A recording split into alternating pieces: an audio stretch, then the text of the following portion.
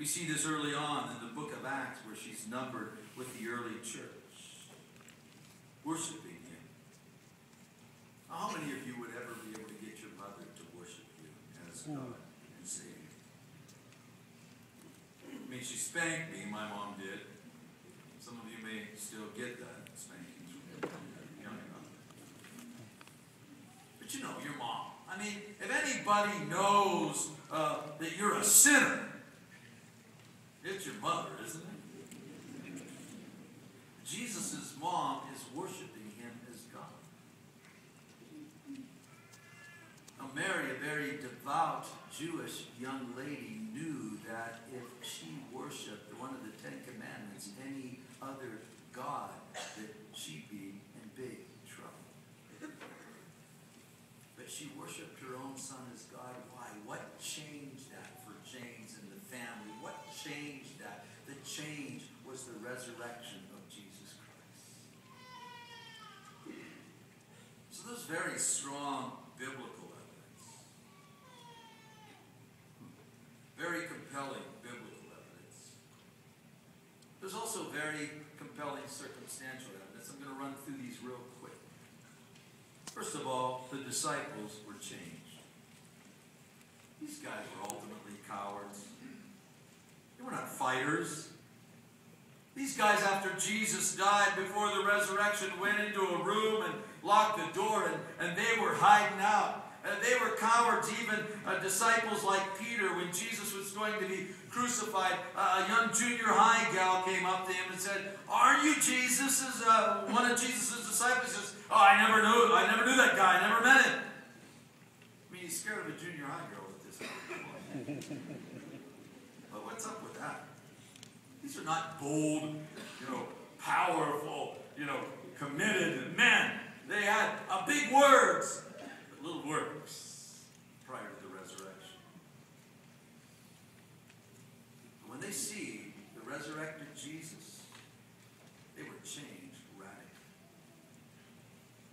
11 of the 12 died martyrs' deaths. Peter, who denied him 3 times initially, so radically changed that he was not willing to be put to death the same way his Lord and Savior Jesus. He was hung upside down on a cross and died that way. John is boiled alive but doesn't boil. He's the only one not put to death by murder. He was banished out to a lonely island at an old age. How do you explain that these guys who are absolutely cowards are willing now to become martyrs apart from the resurrection of Jesus Christ? Once Jesus rose, man, so convinced were they were not afraid to die anymore. They had once feared death, no fear. It's a radical change. They remained loyal to Jesus as their Messiah.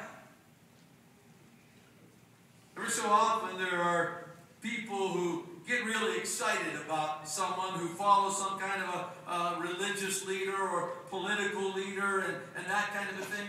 But let me ask you this. Isn't it true that once that person dies, or once they fail, or once they lose the election, frequently nobody continues to pay a lot of attention to them? Like, for example, today, there's not a huge Richard Nixon movement.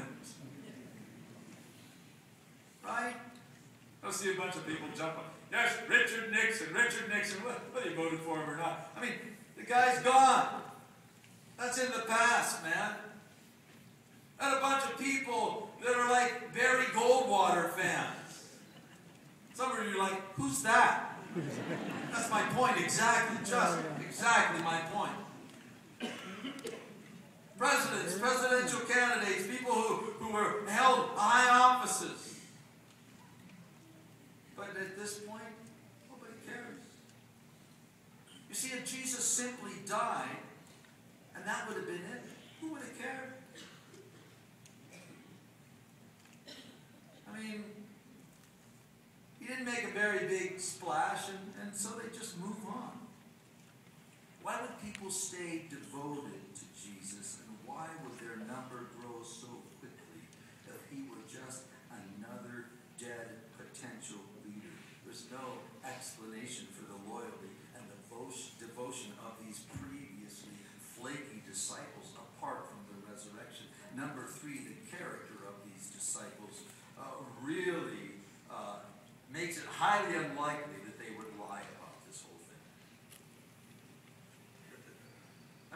these guys are,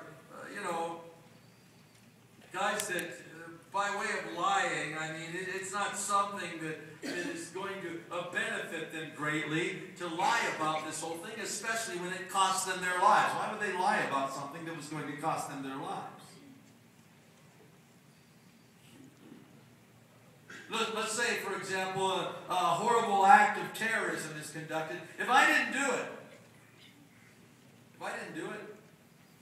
I don't just call the police and be like, I did it. Well, listen, man, I don't own up to things that are to my own detriment when I lie. If I'm going to lie, I'm going to lie in a way that's going to benefit me, right? I'm not going to lie to die. We're going to kill you. Okay, I'm going to tell a lie so you do. This just doesn't happen. If I'm going to lie, it's to get stuff. But not stuff like crucifixion. That doesn't make any sense. The character of these disciples is not that they're liars. They have nothing to gain, no financial or political or spiritual gain by holding to this fact that Jesus rose. Number 4, the Sabbath changed from Saturday to Sunday. That's pretty good evidence. Jesus rose on Sunday, the first day of the week. It was on Saturday, the Sabbath, for more than 1,000 years, and then it shifts. Why? Because of the resurrection of Jesus Christ. There's no way to account for devout, Orthodox, Bible-believing Jews, as was Peter and Nicodemus and Joseph of Arimathea, solid men, Paul the Apostle himself, solid believing, Sabbath-keeping Jews, and now walking away and abandoning that to the point where they now are worshiping on Sunday. And after the resurrection of Jesus, number 5, people began worshiping Jesus. Just worshiping Him. Outwardly, wholeheartedly, wholesalely worshiping Him as God. You see, that is completely against any of the 10 commandments. The first, of the 10 commandments. To worship anyone other than